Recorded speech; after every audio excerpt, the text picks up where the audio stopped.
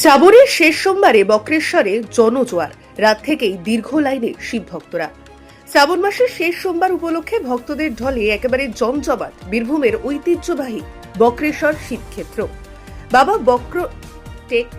বাবা বক্রনাথের মাথায় পবিত্র জল ঢেলে পুজো দেওয়ার উদ্দেশ্যে রাত থেকেই দূর দূরান্ত থেকে অসংখ্য শিব ভক্ত এসে ভিড় জমিয়েছেন মন্দির চত্বরে।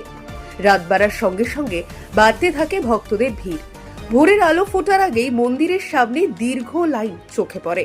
হাতে জল ও পুজোর সামগ্রী নিয়ে ঘন্টার পর ঘন্টা অপেক্ষা করে বাবা বক্রনাথের দর্শন এবং জলাভিষেকের জন্য লাইনে দাঁড়িয়ে রয়েছেন পুণ্যার্থীরা। শ্রাবণের শেষ সোমবার হওয়ায় এদিন বক্রেশ্বর ভক্ত সমাগম অন্যান্য দিনের তুলনায় অনেকটাই বেশি।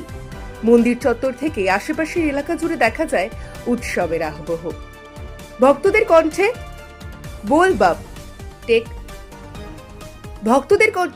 বোল বাম ধ্বনিতে মুখরিত হয়ে ওঠে গোটা শিবক্ষেত্র। বিপুল ভিড়ের কথা মাথায় রেখে পুণ্যার্থীদের নিরাপত্তা ও ভিড় নিয়ন্ত্রণে পুলিশের পক্ষ থেকে বিশেষ নিরাপত্তার ব্যবস্থা করা হয়েছে। মন্দির ও সংলগ্ন এলাকায় পুলিশ কর্মীদের মোতায়েন রাখা হয়েছে এবং ভক্তদের সুশৃঙ্খলভাবে মন্দিরে প্রবেশ এবং জলাভিষেকের করানোর দিকেই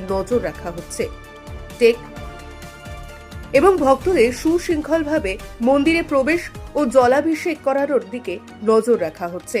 শ্রাবণের শেষ সোমবারে মহাদেবের টানে বক্রেশ্বরে মানুষের এই ঢল কার্যত পরিণত হয়েছে জনসমুদ্রে।